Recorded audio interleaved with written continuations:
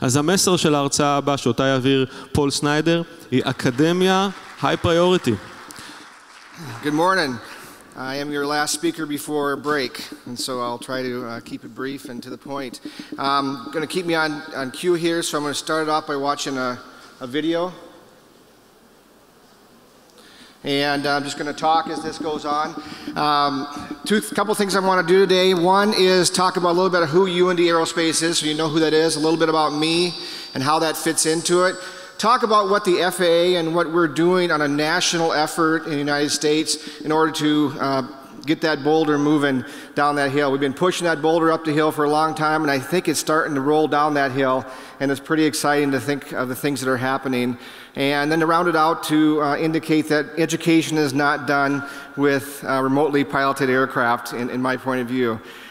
So just starting out with UNDA Aerospace and who we are. It's University of North Dakota. We like to say we're a business that's nestled within an academic institution. And with UNDA Aerospace, we have about 1,500 students that we have on the flight line that are flying from all over the country. We have students coming as well as internationally as well. We have about 200 students in our UAS program. So we have a UAS degree that we offer, and we are celebrating our 10-year anniversary. We were the first program to have a 4-year degree in the United States back in 2009. And so it's hard to believe it's been 10 years already since we started that. We also have air traffic control, airport management, to round it out to about 2,000 students. And so our UAS program is growing, and that makes a lot of sense. But our aviation program, definitely our commercial aviation, is the head of it. Within the Order Guard School, we also have atmospheric science, space studies, earth system science, and policy. And these all round out what we're trying to do at UNDA Aerospace. One thing that I'd like to say, just from my background, I've had the opportunity, been only in it for, UNDA Aerospace has been around for about 50 years, since 1968. And I started my aviation career about 30 years ago, and most of my aviation career has been in developing and running flight operations. And so I've had the opportunity to start about 6 different flight training programs over the country over the years. And from 2002 to 2009, I was able to basically oversee the Cirrus factory training that we did.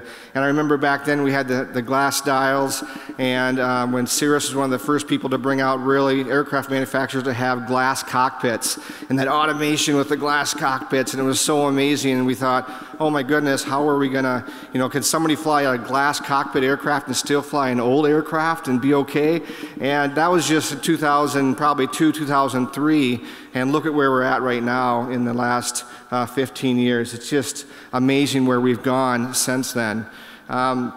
Within our program, we have 2 tracks that we've had to do because of the growth of the civil aviation. We started out with large aircraft only, and we were really focusing on having that manned background and taking that 50 years of experience and putting that into the unmanned arena. And last year in 2018, we actually broke it into 2 tracks and have a large track and a small track as well, because there's so much happening on the civil side. There's so many opportunities for students and to get employment now in the unmanned aircraft world in the small UAS with infrastructure, with gas, oil, energy type companies, that we have to provide those 2 different opportunities for our students. So that's been exciting to see that transition as well. Waiting for the button to work. Just push it harder, right?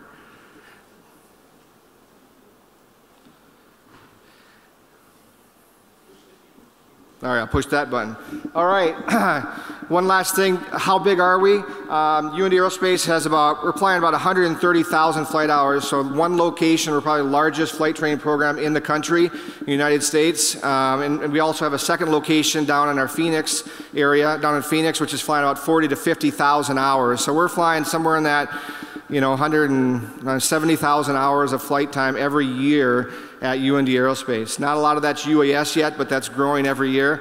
Probably have about 150, 160 aircraft that we're operating as well, so kind of like a small airline in some regards. Up on the left-hand side, we have quite an ecosystem up in North Dakota. North Dakota is located in the central area of North Dakota, and we have RISE, which is our Research Institute of Autonomous Systems, so looking at every different department of our university and picking up and using UAS. We have the Northern Plains Test Site, which we're going to talk about in a minute. We have our engineering department that has a UAS. So UAS is impacting all these different areas within our university, but also within the industry, within the country as well. This button is just not working for me. All right, so just looking at the exciting times that we have here, not sure how much you know what's going on in the United States, so I want to get you guys all up to speed if you don't know. Won't read it right off the slide, but if you can see that in the commercial sector of UAS, so getting a commercial remotely piloted license for operation commercially, not for having fun, we're looking at in 5 years being somewhere in 800,000 remotely certified pilots underneath our Part 107 rules. 800,000 pilots. Not to mention aircraft, excuse me, probably 350,000 pilots. We're going to be on the recreational, the model side of things. We're going to have somewhere around, probably topping off in about the 5 years. They don't think to go much higher than that. Probably 1.4 million aircraft operating out there. So you have 850,000 aircraft and 1.4 million small UAS flying around in the airspace. Kind of gets the FAA and people a little bit nervous, like we probably need to do something about this. We probably need to moving on this pretty quick, otherwise we're going to be in trouble. And then to say that we're going to have about 350,000 remote pilots in the next 5 years that are looking for jobs and are going to have jobs to do is another reason to push that forward. That doesn't even count the fact that we're just talking about below 400 feet. Now we have to think about above that because we all want to go above that, and everybody's pushing that envelope every single day to get above that. And we're developing, the FAA is developing finally ways that we can do that and we can open up that airspace. One of the ways that we are doing it is really it's a nationwide effort that's happening. And it's really been fun to see this happen because in the past we've been waiting for regulators to come forward in their horses and their carts because we feel like they're so far behind in the times that like, okay, let's get up to speed here. But now it really has seen a national-wide effort to really move to the fact we can get unmanned aircraft integrated into the national airspace system. As you can see, AUVSI has indicated that there's going to be a huge economic impact if we don't make this happen and we don't move forward with this. National test sites are developed. This is part of the national goal is that we have 7, started out with 6, but then went up to 7 test sites throughout the country, federally assigned test sites that were really key on developing the integration of UAS into the national airspace system. The first one, I'm proud to say, was part of UNDA Aerospace when it started, and that was the Northern Plains UAS test site. It's since branched off and now still is housed at the university, but it's underneath the Department of Commerce, which makes a lot more sense, moving forward with all the things that we're doing. And then 6 other locations that are out there as well. Just to get a feel for some of the things that are happening, we're developing a super corridor between Grand Forks and Fargo, which is about 100 kilometers for beyond visual line of sight, starting to develop that infrastructure so that we can operate unmanned aircraft and be not hindered by that line of sight requirement or having a chase plane to get things done, but be able to fly along that route with all the infrastructure developed. So that's the first stage of what we're doing, and the state of North Dakota has pitched in $30 million. Just the state has pitched in $30 million in order to make that happen, because our goal is not to stop with between a corridor, is for our entire state to be able to do that. We've also have funds available so that companies can come in and we can work with those companies and develop their abilities to act within that national airspace system and test their equipment, make sure it's working, and provide that expertise of the safety aspects of it. The safety assessments have to be done in order to get the airspace requirements met and all those kind of things. And so we've created an infrastructure and an ecosystem really to make this happen. And so there's a huge commitment from not only federal government but also from state governments to really enact this beyond visual line of sight and all the different pieces that work along with it. Academia plays a big role in this, and maybe some of you haven't seen that in the past in different countries, but within the United States we have what's called ASSURE, which is really a UAS Center of Excellence that's worked very closely with the FAA. 23 different universities coming together, 100 different industries as well as the universities that are a part of that. SIMLAT, I think Perizuro has also been a part of that as well here. So we have also Canada and also Great Britain that's been a part of that as well. So we've had funding from the federal government to do research in the likes of $12 million a year, and this year it's looking like $23, $24 $24 million that we're getting from the federal government for universities to really step into this. It's a great ecosystem in the sense of having the Northern Plains UAS test site right in North Dakota, also having UNDA Aerospace where you have hundreds of faculty with expertise in every single area you could think of that can be drawn upon to get the job done. So you have academia, you have industry, you have the regulators all working together with that national effort to get to the point where we can get beyond visual line of sight and we can be operating these things within a national airspace system on a regular basis.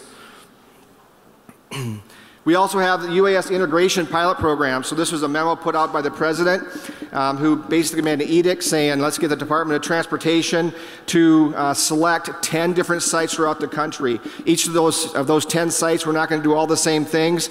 Each site had to determine what were going to be their focus, what were they going to make happen in their area, who are their partners going to be. There was no money associated with it, but we knew that if we were one of those 10 sites, it would put us in a position that we would be able to work with the regulators, to become comfortable with us, they understand what our safety cases are, so we'd get the job done and be able to fly and to accomplish those missions. So we had many members with industry that were a part of that. The Northern Plains test site picked up the ball and ran with it. The University of North Dakota was a part of that group as well, and we were one of the 10 sites that were selected by this program right here. And so our focus was infrastructure inspections, crop inspection, emergency services, and of course all within the beyond visual line of sight aspect as well. But every site, those 10 sites, had different purposes that had to be accomplished. And it's really been a productive program actually, and has brought funding as it's been developing.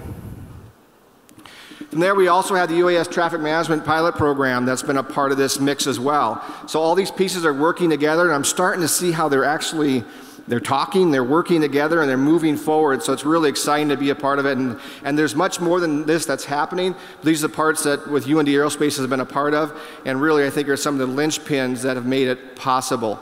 So the UAS traffic management pilot program was actually administered in 2017, but it was announced on who was going to be doing that in 2019. And again, Northern Plains UAS test site, and was announced to be one of those 3 to work with this program. So this gets into the unmanned volume reservations that are being made, the idea of having the detect and avoid type systems that are available. How does that all get patched in? How do we take all the technology we have for, say, radar, drone detection type equipment?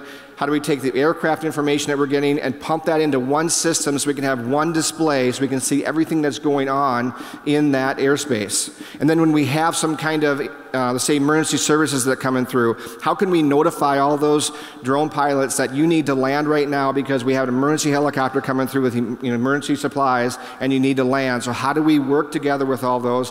And so we've started doing testing with that. We just did testing not too long ago, and there's more coming up in phase 2 in 2000 at the end of the year here.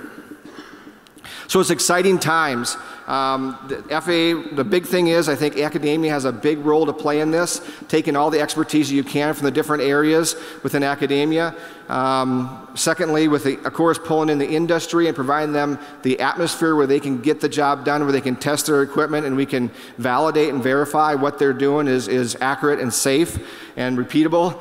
And thirdly is having that FAA or the government entities involved as well. Now these things I'm talking about, these are civil things with the FAA. If you lump in this funding and the workings of all the departments of transportations and all the other different 3-letter organizations, there's so much more funding that's being pushed on this national effort to really make this a beyond visual line of sight happen. So that's been exciting to see.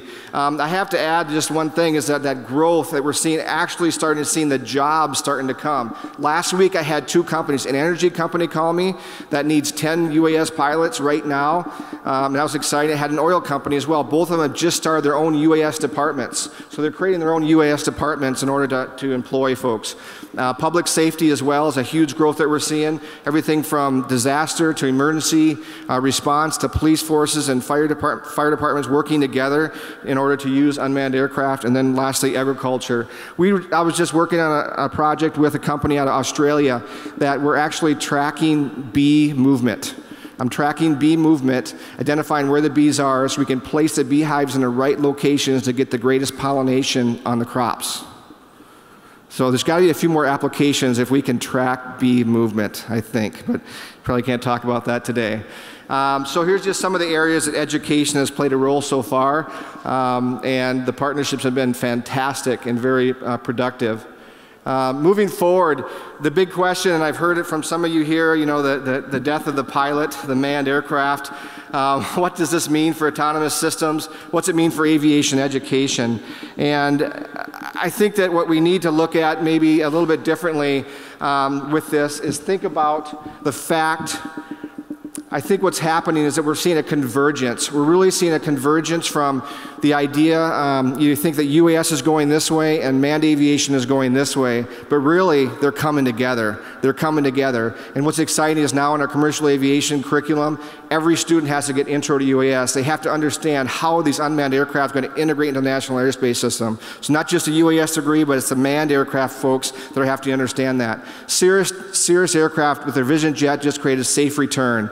If you've heard about Safe Return, it's actually a small private jet, the Cirrus Jet, Vision Jet, that you can push a red button, and when you push that red button, let's say if your pilot is incapacitated, you push that red button, the screens in front all of a sudden change so that the passenger can read them, understand what they're about, the things that they would care about. The airplane identifies where the terrain is, identifies where the weather is, communicates with air traffic control, finds the best airport to land, lands the aircraft, puts the brakes on for that aircraft as well. Fantastic. Can you imagine that's a jet aircraft that's manned, and that's moving into the unmanned world is moving into the manned world, and they're becoming one again. They're converging. So it's exciting times. I think there's a place for aviation education still.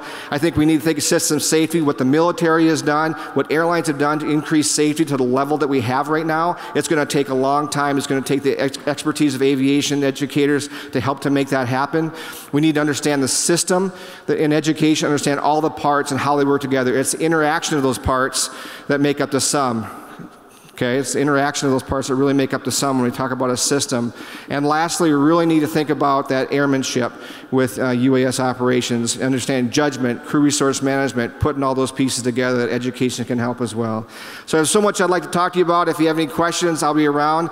Thank you so much for giving me the opportunity to speak.